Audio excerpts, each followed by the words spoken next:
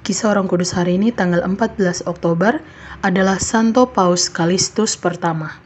Halo teman-teman, jangan lupa like, komen, dan subscribe. Jangan lupa juga ya hidupin loncengnya. Selamat menonton channel Pak Aman. Dadah! Paus yang wafat sebagai martir ini hidup pada awal abad ketiga. Ia terlahir sebagai seorang budak belian di Roma. Pada usia muda ia terjerumus dalam suatu masalah yang amat serius. Tuannya, seorang Kristen, memberinya tanggung jawab untuk mengelola sebuah bank. Suatu ketika Kalistus kehilangan uang yang dititipkan kepadanya oleh orang-orang Kristen lainnya. Karena ketakutan dituduh mencuri, Kalistus melarikan diri dari Roma. Ia tertangkap setelah mencoba meloloskan diri dengan menceburkan dirinya ke dalam laut. Hukuman yang kemudian dijatuhkan kepadanya adalah dirantai dan kerja paksa di sebuah penggilingan. Kalistus kemudian dibebaskan dari hukuman ini karena para nasabahnya berharap agar ia dapat mengembalikan sebagian dari uang mereka. Tetapi sekali lagi ia ditangkap. Kali ini karena ia terlibat dalam suatu perkelahian. Kalistus dikirim ke pertambangan-pertambangan di Sardinia.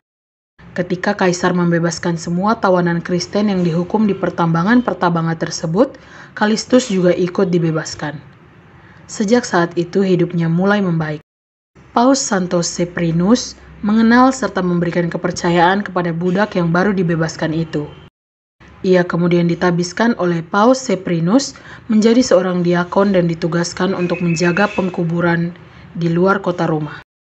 Kuburan ini ada di Katakombe yang kemudian dikenal dengan kuburan Santo Kalistus Via Appia atau Catacombs of San Callisto. Kalistus menghiasi kuburan dan memperluasnya. Saat ini di perkuburan tersebut terdapat kurang lebih makam 46 paus dan 200.000 imam.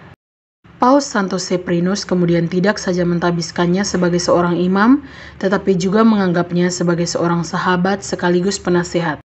Kelak setelah Paus Seprinus meninggal sebagai martir pada tahun 217, Kalistuslah yang kemudian terpilih menggantikannya.